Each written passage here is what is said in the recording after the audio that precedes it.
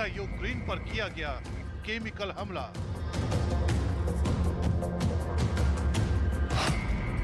क्या आर पार के मूड में है पुतिन?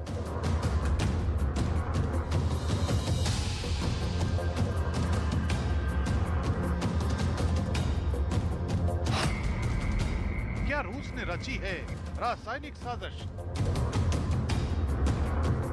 रूस और यूक्रेन के बीच चल रही है जंग अब क्या रूप ले चुकी है? मारियोपोल से आई ये तस्वीरें साफ तस्दीक करती हैं। इस खौफनाक मंजर के बीच यूक्रेन के राष्ट्रपति ज़ेलेंस्की ने पुतिन की सेना पर बेहद सनसनीखेज आरोप लगाए हैं। यूक्रेन के राष्ट्रपति का दावा है कि रूसी सेना अब यूक्रेन पर केमिकल हमले की साजिश रच रही है, यानी रासायनिक हथियारों के बल पर रूस अब यूक्रेन पर कब्जा करने की कोशिश कर रहा है। Один з рупорів окупантів заявив про те, що вони можуть застосувати хімічну зброю проти захисників Маріуполя. Розглядаємо це максимально серйозно. Хочу нагадати світовим лідерам, що можливе застосування хімічної зброї російськими військовими вже обговорювалося. І вже на той час це означало, що потрібно реагувати на російську агресію значно жорсткіше і швидко. यूक्रेन की मीडिया के मुताबिक मारियोपोल में रूस द्वारा ड्रोन से रासायनिक हथियार का इस्तेमाल करने की आशंका जताई है। उधर यूक्रेन जैसा ही दावा ब्रिटेन के रक्षा मंत्रालय की तरफ से भी किया गया है। दावा है कि रूस यूक्रेन के मारियोपोल शहर पर कब्जा करने के लिए किसी भी हद तक जाने को तैयार है और इसीलिए वो बेहद खतरनाक फॉस्फरस बमों से मारियोपोल शहर को निशाना बनाने की फिराक में है। फॉस्फरस बम इतने खतरनाक होते हैं कि उनके आम लोगों के खिलाफ इस्तेमाल पर बैन है।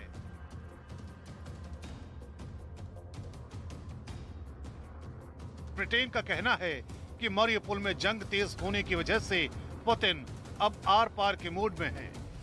मतलब अगर ब्रिटेन की खुफिया जानकारी सही निकली तो दक्षिण पूर्वी यूक्रेन के मारियोपोल शहर के आम लोगों पर बहुत बड़ी मुसीबत टूटने वाली है। यूक्रेन के खिलाफ रूस की छेड़ी जंग में मारियोपोल शहर का 90% से ज्यादा हिस्सा तबाह हो चुका है, लेकिन फिर भी पुतिन की सुई मारियोपोल पर अटकी हुई है। यही वजह है कि अब रूस फॉस्फरस बमों से मारियोपोल पर कहर बरपा सकता है।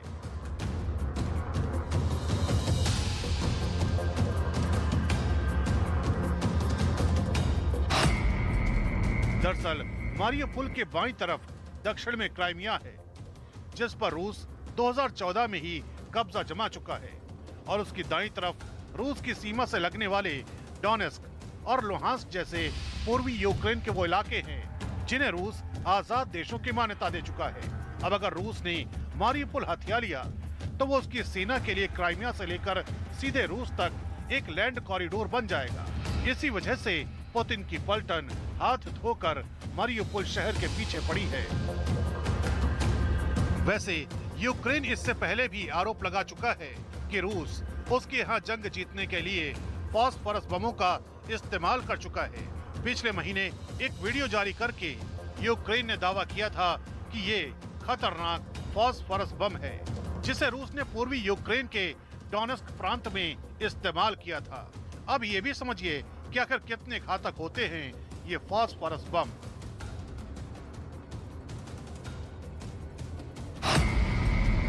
असल में फॉस्फरस को इंडस्ट्री में आग भड़काने वाले एजेंट के तौर पर इस्तेमाल किया जाता है। ये जैसे ही फटते हैं तो ऐसा लगता है जैसे कोई पटाखा हो। उससे जोरदार आवाज होती है और हर तरफ घना सफेद धुआं छा जाता है।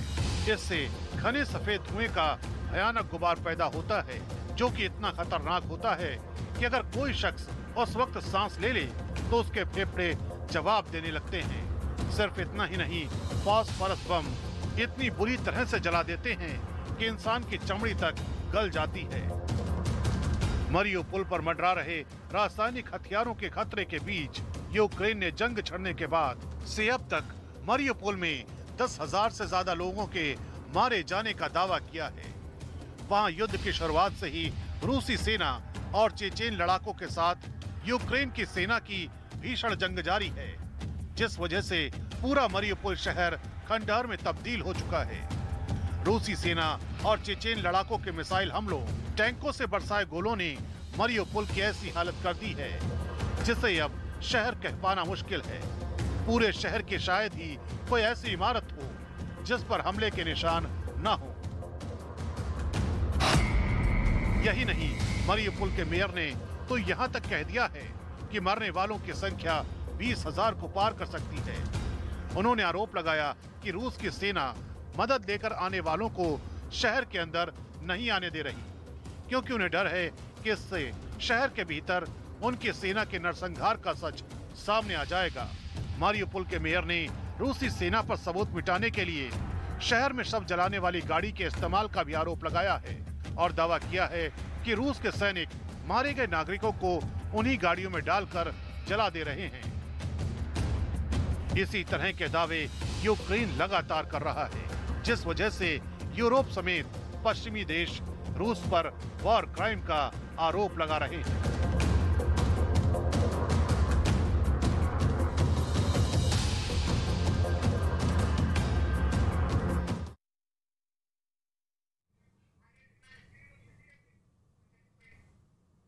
तो जिक्र बार बार हो रहा है केमिकल हथियार यानी कि रासायनिक हमले का, जिसका आरोप यूक्रेन ने सीधे तौर पर लगाया है रूसी सेना पर कि मरियुपोल में रासायनिक हमला जो है वो किया गया। लेकिन केमिकल हथियार आखिर होते क्या है, इसे समझने के लिए सीधा रुख करते हैं हमारे सहयोगी रवि ठाकुर के पास। जी सबीना, अपने दर्शकों को बता दें कि रासायनिक हथियार मानव जीवन के लिए बेहद खतरनाक होते हैं। इसका अंदाजा सिर्फ इससे लगा सकते हैं कि यह हथियार पृथ्वी पर जिंदगी को कई बार खत्म कर सकते हैं। रासायनिक हथियार गैस या तरल रूप से होते हैं, अक्सर जहरीली गैस के रूप में इसका इस्तेमाल किया जाता है। ये रासायनिक हथियार काफी तेजी से फैलते हैं और लोगों को अपना शिकार भी बनाते हैं, और कुछ ही मिनटों में यह गैस हजारों जान ले सकती है। इसकी भयावहता का अंदाजा आप इसी बात से लगा सकते हैं कि यह पृथ्वी पर जिंदगी कई बार खत्म कर सकते हैं। तो आप साफ तौर से अंदाजा लगा सकते हैं कि ये केमिकल हथियार इंसानी जिंदगी के लिए, प्रकृति के लिए, पृथ्वी के लिए कितने खतरनाक हैं। Over to you Sabina. और इन्हीं हथियारों का जिक्र बार बार यूक्रेन कर रहा है कि केमिकल हथियार जो है उनका इस्तेमाल रूसी सेना अब कर रही है। रूस और यूक्रेन के बीच जो ये युद्ध है वो और भी ज्यादा तेज हो चुका है। हालात बद से बदतर हो चुके हैं, जिसकी तस्दीक करती हुई यह तस्वीर भी इस वक्त आपके सामने। कई इलाकों में भारी बमबारी का दौर बदस्तूर जारी है। जमीन पर स्थिति आप खुद देख सकते हैं कितनी खौफनाक बनी हुई है। अमेरिका जैसे बड़े देश रूस पर पाबंदियां यहां पर लगा चुका है, लेकिन फिर भी हमले यहां पर ना कम हो रहे हैं ना थम रहे हैं। चेन्नई में रूसी हमले के बाद हर तरफ तबाही का खौफनाक मंजर दिखाई दिया। सड़कों पर जगह जगह गड्ढे दिखाई दे रहे हैं। वहीं भारी बमबारी की वजह से कई इमारतें किस तरह से मलबे में तब्दील नजर आ रही हैं, खुद इस तस्वीर को देखिए और अंदाजा लगाइए कि यूक्रेन की हालत किस कदर खौफनाक और दहशत भरी हो चुकी है, जहां पर जिंदगी कभी भी मौत में तब्दील हो सकती है, क्योंकि जमीन से लेकर आसमान तक रूसी सेना चौतरफा हमले यहां पर कर रही है। इंसानी जिंदगी खुले आसमान के नीचे सिसक रही है, बेबस है। हंसते खेलते घर पूरी तरह से उजड़ चुके हैं, मजबूत इमारतें धराशायी हो चुकी हैं। तो खुद देखिए किस तरह के हालात यहां पर बने हुए हैं। लेकिन इस बीच यह समझ लेना भी जरूरी है कि केमिकल अटैक आखिर कितना खतरनाक होता है। रवि, एक बार फिर से आपकी तरफ रुख करेंगे। हम चाहेंगे कि दर्शकों को यह जरूर बताएं तफसील से कि आखिर केमिकल अटैक जब होता है तो यह कितना ज्यादा खतरनाक हो सकता है।